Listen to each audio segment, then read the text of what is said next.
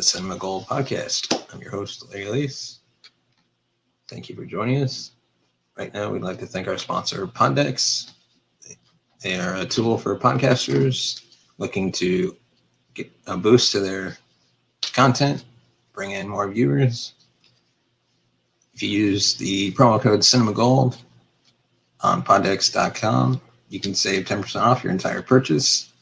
Poddex are pretty much a deck of cards with prompts on a variety of topics. One deck that I've used is What the Heck? And I ask you a bunch of random prompts. So if you're looking to upgrade your podcast, get a boost to your content, and even gain more listeners, check them out, poddex.com. And the link will be in the description. And don't forget to like and subscribe to this episode or to the podcast. So, two big news stories that came out today is the movie theaters are opening up again at unlimited capacity in March in New York City. The outlook for movie theaters was starting to look a little dire across the country. However, the industry got a big boost as New York City's will soon allow theaters to reopen once again. New York City is one of the biggest movie-going markets in the world. It's finally allowing theaters to reopen their doors next month. This means that the box office, which has been suffering greatly since March of last year, may finally get a needed boost. It also means that upcoming blockbusters like Black Widow and others have a much better chance of meeting their current release dates. New York Governor Andrew Cuomo made the announcement on Monday and said that they will be allowed to open again on March 5th. However, they will be under tight restrictions in terms of capacity and regulations to help ensure the safety of moviegoers. This comes as theaters in the city have been closed for almost a little less than a year. Andrew Cuomo said, quote, "Movie theaters in New York City will be brought in line with the rest of the state. 25% capacity, no more than 50 people per screening. Masks are required. Assigned seating, social distancing, and staff to ensure compliance. They also need the enhanced air filtration, ventilation, and purification standards that DOH has specified."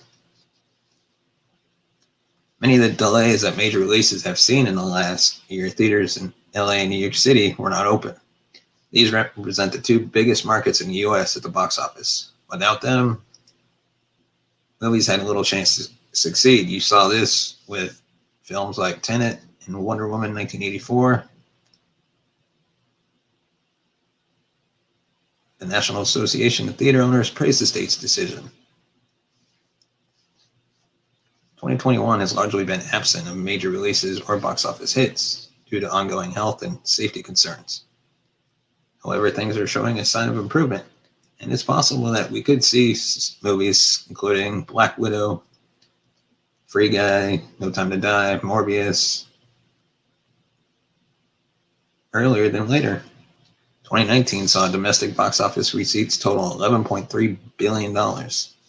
That plummeted in 2020 to just over $2 billion, representing a decline of more than 89% from year to year.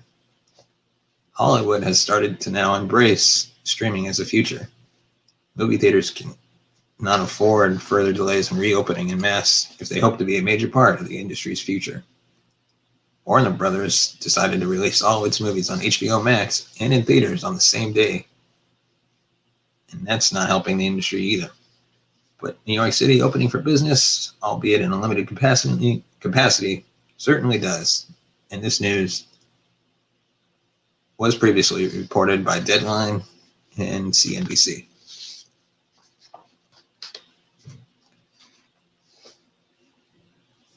And yes, we'd like to thank Poddex once again for sponsoring this episode. You can check them out at poddex.com using the promo code CinemaGold for 10% off your order. And now the other big news in the Marvel world is confirmation that Ant-Man and the Wasp: Quantumania will begin filming this summer.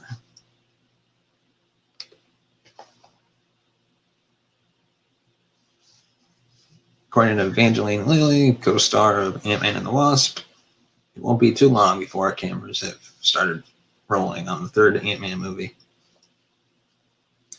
We now know when it was due to start filming thanks to the returning star, Evangeline Lilly. She was responding to a fan query on social media regarding when the film is due to get in front of camera. Lilly announced summer 2021 is when her and co-star Paul Rudd will suit up once again.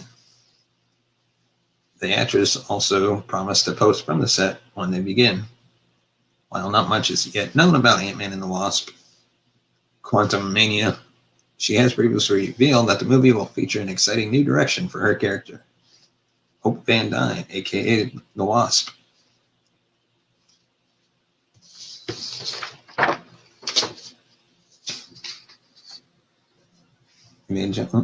Evangeline Lilly said of her approach to Hope, "I find myself pushing against this tough, badass chick thing." Quote, which is really interesting because at the beginning of my career, I was pushing that so hard. I was like, Kate from Lost is going to be a badass. She's going to keep up with all the guys. She's going to be capable and strong. And then this whole massive shift in the industry happened. Suddenly, these characters were everywhere. I guess I might be a contrarian by nature because I find myself going, well, hang on a minute. We're all so fragile and vulnerable and small and soft. And I find myself going, whoa. We aren't just supposed to be men with boobs. Like, what does it mean to be a woman? That question of what does it mean to be a woman is extremely important right now. What I think is crucial is that we're exploring the right now through our stories. End quote. She later said, I'm really excited. I can't give anything away, but I think my hunch is I may have manifested something in that space in the moral world with Hope Van Dyne. Because I think the direction we're going with her might be very satisfying for me in that way. Along with a bigger role for Lilly, is a main antagonist of Ant-Man 3, was also confirmed to be King the Conqueror, with the Lovecraft country star Jonathan Majors now signed on to play the Marvel supervillain. King is a time-traveling villain, which clearly explains the use of Quantumania in the movie's title, who is a future descendant of the Fantastic Four leader Reed Richards, aka Mr. Fantastic. There has been several different versions of King over the years. The most well-known version is named Nathaniel Richards, born in the 30th century of Earth, 6311. The 6-year-old Nathaniel is visited by his future self, who goes by King the Conqueror, which results in Nathaniel trying everything he can to prevent his eventual transformation into the time-hopping supervillain, even becoming a superhero and member of Young Avengers. The inclusion of King the Conqueror has led fans to speculate that both the Young Avengers and possibly even the Fantastic Four will make their debut, making Ant-Man and the Wasp Quantumania a very intriguing project indeed. Peyton Reed will once again helm the third movie, Ant-Man. The principal cast is all returning, as well as freaky star Catherine Newton will take over as Cassie Lang. And hopefully, if there's no more delays to the MCU lineup, it should be released sometime in 2022. Thank you for listening to this episode of the CinemaGold podcast. Share your thoughts with us. What is your take on the upcoming Ant-Man movie? Are you looking forward to it? What do you think about King being the main supervillain? If you'd like to support us, you can buy me a coffee, buymeacoffee.com/CinemaGold. Be sure to like and subscribe to this channel.